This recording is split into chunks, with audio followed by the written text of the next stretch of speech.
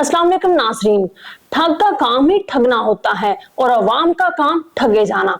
लेकिन इस जदीद दौर में जहां आर्टिफिशियल इंटेलिजेंस दुनिया भर में इंसानी दिमाग की जगह लेने की कोशिश कर रही है, ठग इंटेलिजेंस भी दिन ब दिन तरक्की करती जा रही है। इंडिया में एक ऐसा केस सामने आया है जिससे पता चलता है कि ठगी इंटेलिजेंस अभी भी आर्टिफिशियल इंटेलिजेंस पर हावी है।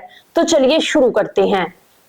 ईद के मौके पर आपने बच्चों के हाथों में ईद मुबारक वाले करेंसी नोट तो देखे होंगे, जिन्हें असली जैसा समझकर बच्चे बहुत खुश होते हैं। लेकिन जाहिर है इन ईद मुबारक वाले नोटों से कोई कुछ खरीद नहीं सकता। लेकिन अगर आपको बताएं कि भारत में गुजरात के एक ताजर के मुलाजिम को रकम की अदायगी ऐसे नोटों से की गई जिस पर गांधी जी की बजाय भारतीय अदाकार अनुपम खेर की तस्वीर छपी थी, यानी नोट ना हुए किसी फिल्म के टिकट हो गए। इस बारे में बॉलीवुड के मारूफ अदाकार अनुपम खेर ने भी एक ट्वीट किया है। उन्होंने लिखा कि इंडिया में ठगी का एक नया केस सामने आया है, जिसमें गुजरात के एक ताजर को जो 1 करोड़ 60 लाख रुपए की अदायगी की गई, उन नोटों पर महात्मा गांधी की बजाय उनकी यानी अनुपम खेर की तस्वीर छपी थी। और ना सिर्फ अनुपम खेर की तस्वीर छपी थी, बल्कि उन जाली नोटों पर रिजर्व बैंक ऑफ इंडिया की जगह रिजर्व बैंक ऑफ इंडिया लिखा था और ठगों ने स्टेट बैंक ऑफ इंडिया की जगह स्टेट बैंक ऑफ इंडिया लिखा था। अगरचे वाकया 24 सितंबर का है, लेकिन ये उस वक्त मंजर-ए-आम पर आया जब अहमदाबाद के एक सुनार ने पुलिस में शिकायत दर्ज कराई और फिर ये सोशल मीडिया पर वायरल हो गया।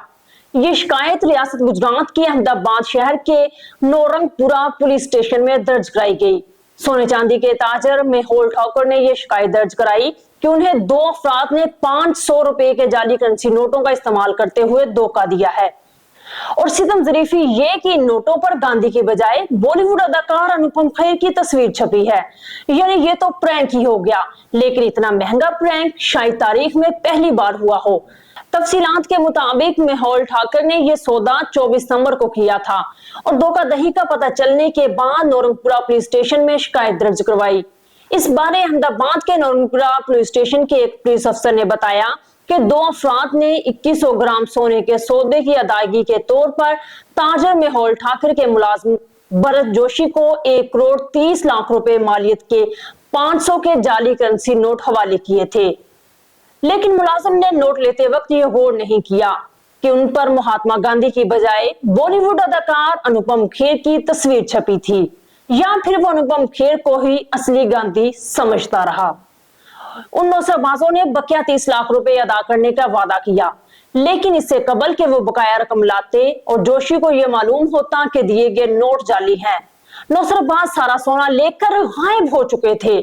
पुलिस ने बताया कि मेहुल ठाकुर ने जेवरात की एक और दुकान के मैनेजर प्रशांत पटेल के फोन के बाद ही सोना फरोख्त करने पर रजामंदी जाहिर की थी, क्योंकि इन दोनों के दरीना कारोबारी तल्लुकात थे। पटेल ने ठाकुर को मतला किया कि खरीदार पूरी रकम फौरी तौर पर आरटीजीएस के जरिए मुंतकिल नहीं कर सकता। इसके बजाय वो 1 करोड़ 30 लाख रुपए नगद फ्राहम करेगा और बाकी 30 लाख रुपए अगले दिन मुंतकिल करेगा। 24 सितंबर को जोशी ने यह सोना नौरंगपुरा के एक दफ्तर में पहुंचाया, जिसे उन ठगों ने किराए की एक इमारत में सिर्फ 2 दिन पहले कायम किया था। शिकायत में कहा गया कि 2 आदमियों ने 500 रुपए के करेंसी नोटों के 26 बंडल जोशी के हवाले किए, जिनकी कुल मालियत 1 करोड़ 30 लाख रुपए बनती है, और उन्होंने जोशी से कहा कि वो मशीन के जरिए पैसे गिन ले, जबकि वो बाकी 30 लाख लेने के लिए बाहर निकले। जोशी ने 2100 ग्राम सोना उनके हवाले कर दिया। जब उन्होंने नकदी गिनना शुरू की तो उन्हें पता चला कि नोटों पर गांधी की बजाय अदाकार अनुपम खेर की तस्वीर है। जब तक उन्हें एहसास होता उस वक्त तक वो लोग सोना लेकर गायब हो चुके थे।